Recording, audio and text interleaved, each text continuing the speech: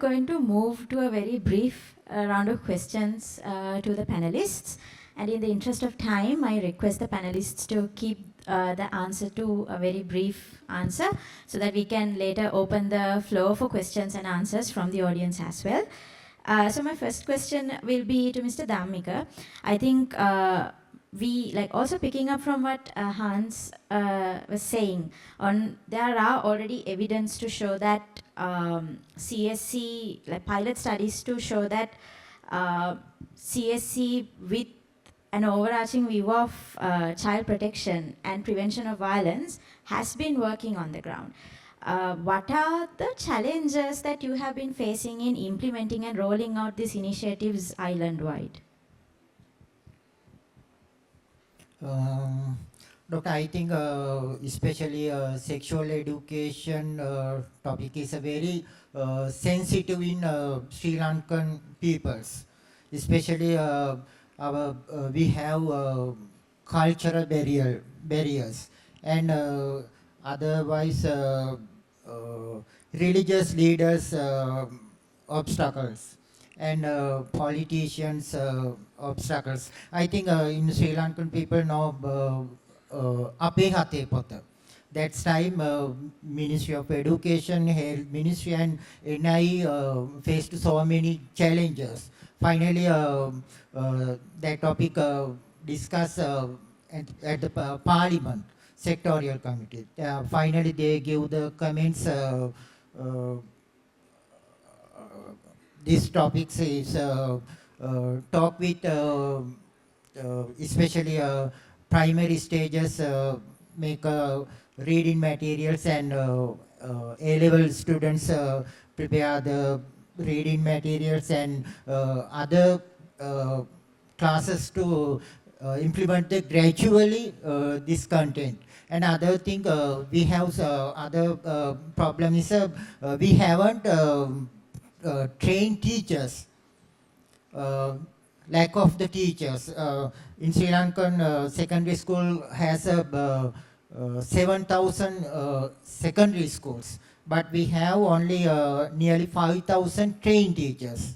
Other schools, so many teachers, especially teach this subject like Sinhala teacher or Buddhism teacher, like etc. And otherwise, we haven't good quality inputs. My next question would be to Ms. Ganga from Ministry of Education. As an expert who's in touch with how the global trends in CSE goes, one of the main cornerstones that we see is the ITGSC, the International Technical Guidance on Sexuality Education, which also incorporates like what I would call the golden thread principles, lifelong approach, evidence-based approach in sexuality education. What are the current efforts that are ongoing to align our curriculum and our material, CSE material, to these guidelines?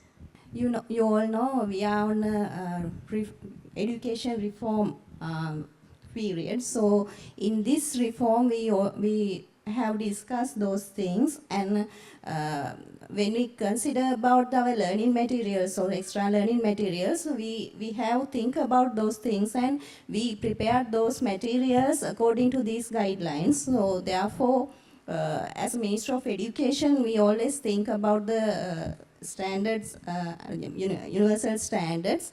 And other thing is, I mentioned that these days we have been conducted some awareness programs for children regarding child protection with the help of Child and Women Bureau. So in these programs we address students, teachers and parents.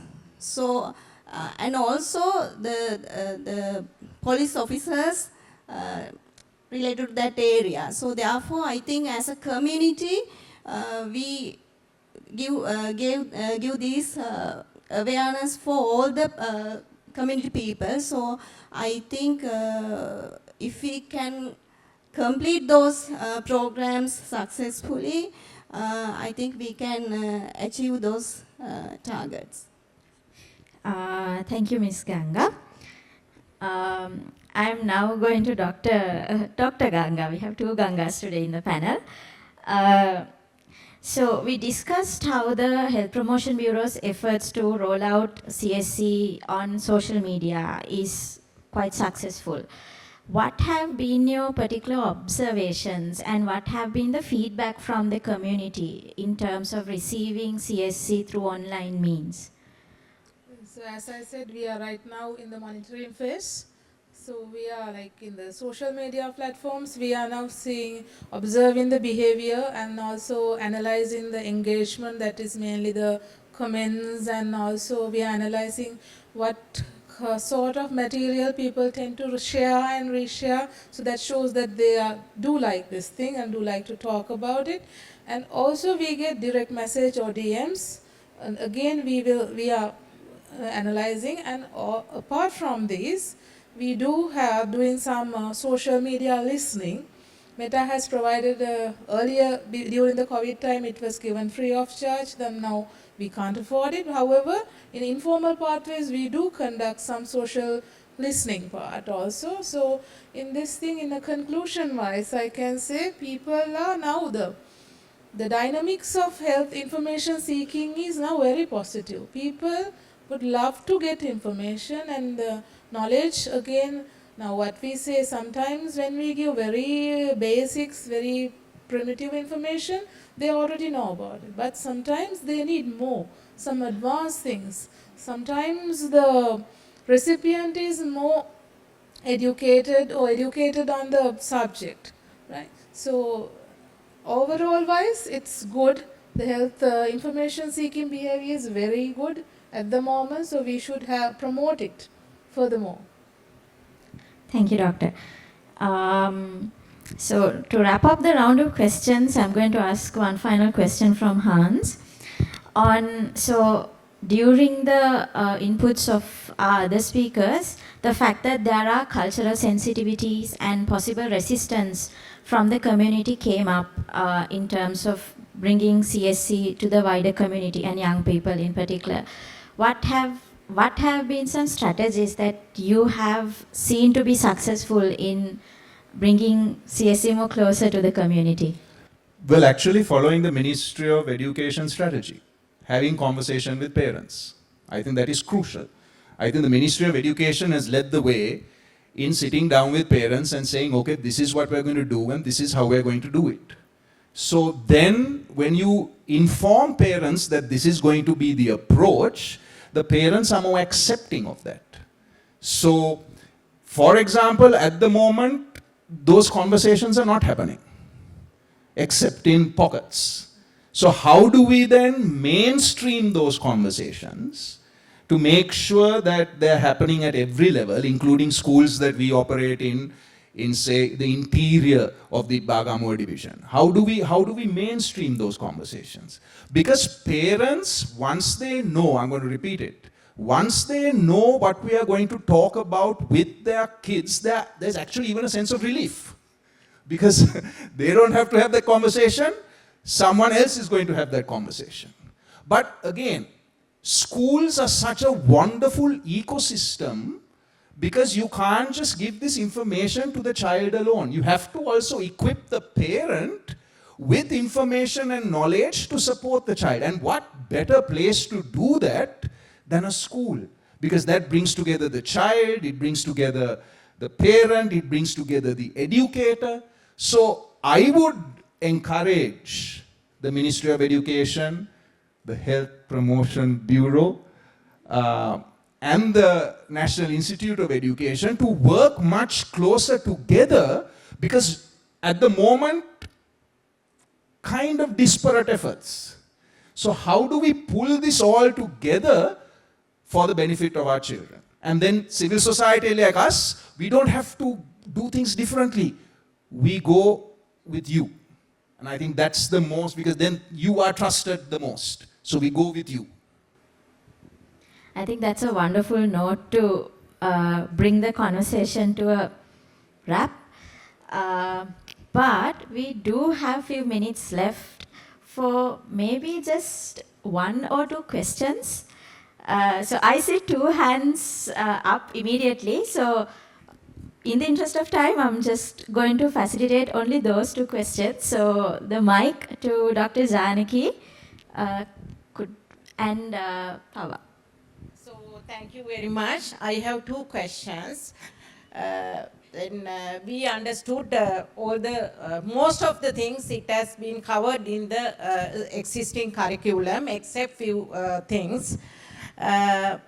Responsible sexual behavior, although you mentioned it is not there. Only the abstinence-based curriculum is there. Then other one is gender identity, gender expression, and the sexual orientation. It has been not included. So my question is to panelists from the Education Ministry. So then Mr. Dhammika showed there are a lot of barriers to include the comprehensive sexual education, especially political people as well as the policy makers. What is the Ministry of Education advocacy plan to advocate them for the next curriculum? And also we understood there are, although this curriculum is included everything, but delivering to the student is really problematic. It is not skill-based at all. So what is the teacher training program? Teacher training is not the Women's Ministry, Ministry of Health. I think you should take the leadership. So what is your plan and what is the monitoring of this, the existing delivering of these things? We know that there is a very good monitoring mechanism for other subject areas, as Mr. Hans mentioned, but it is, no one is taking care of. What are those things? I hope you will take more efforts to include these things during your next curriculum revision. I think now we are preparing a new curriculum reform. Especially I like to mention health and physical education is grade 1 to 11 is introduced the compulsory as a compulsory subject. And otherwise now existing curriculum and in Sri Lankan situation we conduct the teacher training program as a cascade model. Cascade model mean we train ISAO director. Then after that they goes to their zonal law district and they train their teachers. But it is not successfully. We know that. And now under the new curriculum reform, we plan to train the direct train the teacher. We have lack of competent teachers, so we have understand this issue. So therefore, we are going to change the system of training teachers. So in our in our context, these days we are identifying the resource team from the provinces, and this includes persons from Ministry of Health and other related organizations, and we are going to give the message directly to the province or zones. So I think if we can, the thing is we have lots of challenges, mainly financial issues. So, but I think we can with the support of other agents, other organizations, I think we can come across all the issues. If we can come across all the issues, then we can continue it, I think, successfully. Thank you. We can go to the next question, which will also be the last question.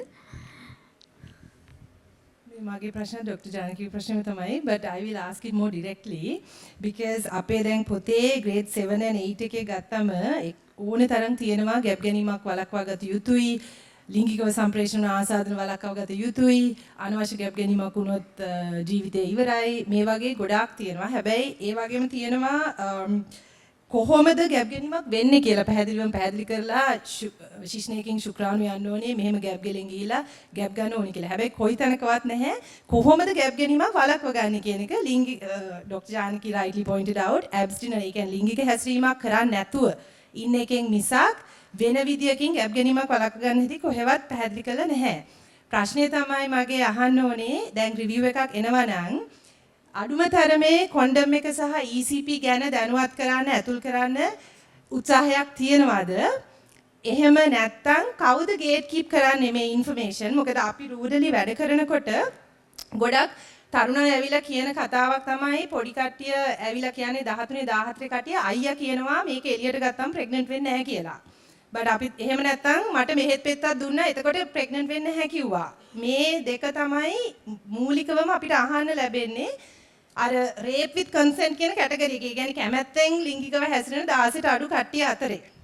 එතකොට මේ තොරතුරු gate keep කරන්නේ මොන institution එකෙන්ද කියන එක මගේ ප්‍රශ්නය. එහෙම ඉන්ස්ටිටියුෂන් එකක් නැත්නම් කවුද මේ කෝල් එක අන්තිමට ගන්නෙ? මේක යන්නේ නැහැ පොතට. මේක තමයි යන්නේ පොතට කියලා මම NI එකටයි Ministry of Health එකටයි විශේෂයෙන් අහන්නේ. Ministry of Education එකටයි විශේෂයෙන් අහන්නේ. කොතනදද මේ කොටස කැපිලා අයින් වෙන්නේ කියලා. එහෙනම් අපිට පුළුවන් අපේ advocacy efforts එතෙන්ට focus කරන්න.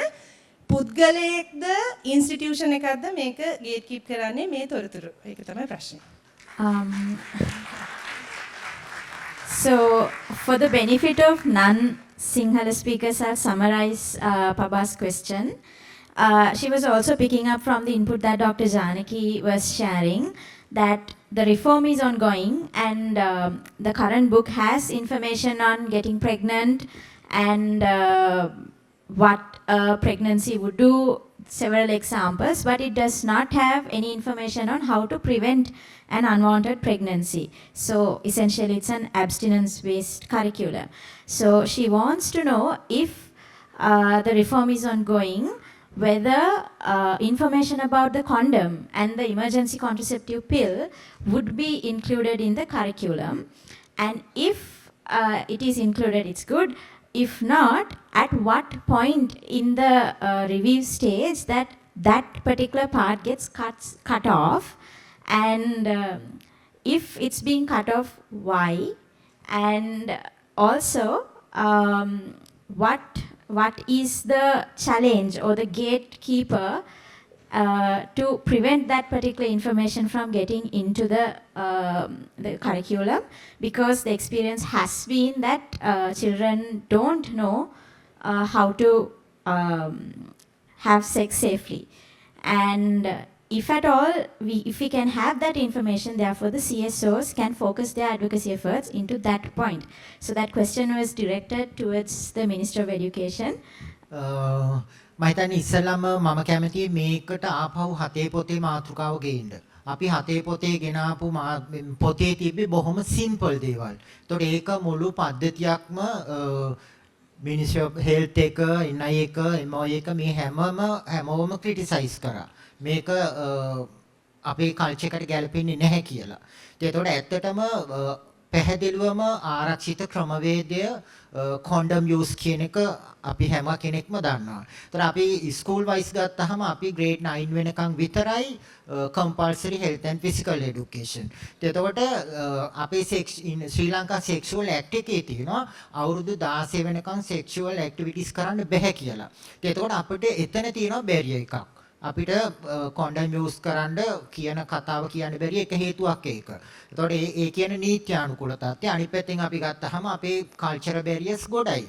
හැබැයි අපි දැන් රිෆෝම් එකේදී මේක ග්‍රේඩ් 11 වෙනකන් ඒ කියන්නේ 16 years තමයි එතකොට ළමයි. එතකොට මේක අපිට ඉන්ට්‍රොඩියුස් කරන්න පුළුවන්. හැබැයි අපිට කොහෙන් හරි ගවර්න්මන්ට් එකෙන් හරි කොහේ හරි ඔතොරිටියක් තියෙන තැනකින් අපිට මේක කරන්න කියලා මම හිතන්නේ ඉන්ෆර්මේෂන් ආවොත් තමයි, නැත්නම් ආපහු අපේ හතේ පොත වගේම ආපහු මේකට ලොකු පද්ධතියෙන් විරෝධයක් එනවා. Again, I'll translate very briefly. Mr. Dhammika referred to an incident where there was a previous effort to release a book, a supplementary reading material called Hathe Ape Potha, or our book of us who are in grade 7. And that was met with a lot of resistance, and that because of cultural sensitivities and other types of resistance in the society, that it's difficult sometimes to put this information out. And while they are informed and aware about these challenges, essentially if there is an authority or a mandate from the government specifically requesting the NIE and the Ministry of Education to include this information in the textbooks, they are willing to go ahead with it. So in the interest of time, I'm seeing a lot of time alarms. We have to conclude the session for the day, not the day, this session, I think. The speakers will be available for you to speak right after the session if you have any specific questions. We would like to thank all our panelists for setting time aside from their busy schedules to come here and share their knowledge and experience and expertise, and all of you for being such a patient and a graceful audience. Thank you so much.